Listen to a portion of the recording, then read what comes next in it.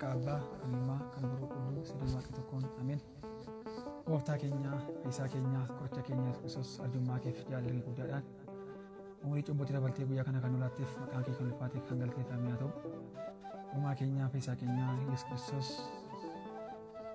yeroo hundumaatti kan duukaa taate arjummaa kee jaalala keenyaan kan nu wedde kadhannaa keenya qulqulluu Durbaa Maariyaam namoota argamoo tokkitiin ayyaana kee guddaan kan nu gurgurteeti maqaan kee ulfaateef kan galateeffame haa ta'u. Seenaaf keenya ijibbaata isa dhumaa gaafa rakkoof yeroo sana wallaansa wal qabu ifaa fi dukkanni walii isaanii wal morkanii dubbannaa fi kaciigoo wal gaareeffannaa fi cokkoo yaadaaf gongommii of keessaa baasee dubbachuurraa ofitti hasaasa. Yoon dubbadhe ta'a laata dubbii ka'een futaafadhaa haa ta'us gaabbii yaadan wal jijjiirra anumaa fanatu hidhaan koo kuni yoomi kan hiikkatu. Abjuu koo ture gaaffii bara dheeraa rafee yoon dammaqu laffii bari'eera. Akkamiin rooba tun gungumini eenyuma abjuu koo kan hiiku kuni lolaa dachee dhiqu eenyuree ayyaantuun abjuu fagoo himu hiikoof xiqqoo cimu daran yaaddoo himu duubaan haqa dhibu.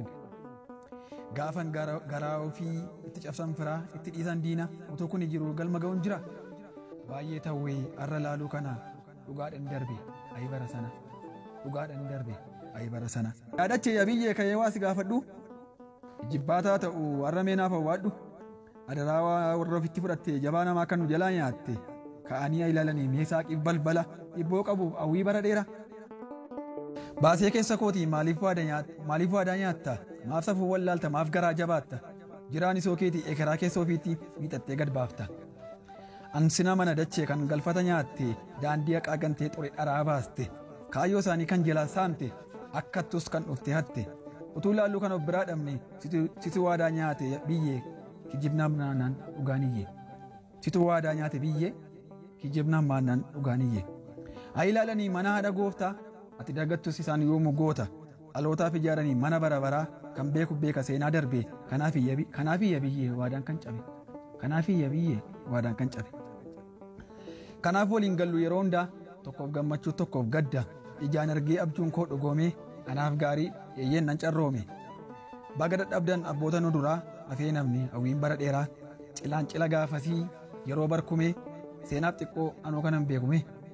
Madaa taate madaa qubaa na waada na gugguba baay'een daandii eegalanii yaadadhaami har'a kan badanii taajjabbiif qaxabbii barichaa bara arrabsoo bara dhiitichaa meen dubbadhu nattaafu firaa dhugaan kan beeku arras jabaan jira dhugaa kana kan beeku arras jabaan jira. Yoo naga'uuf kaleessa beekuuni raagaaf tola ofiima seenaani afaan ofiin barachuun bara cubbuun ilaalamu manni kun lakkii diigameen ijaaramu jechuun onneen dhikkifata akka kan saatee hidhii ciniinnata.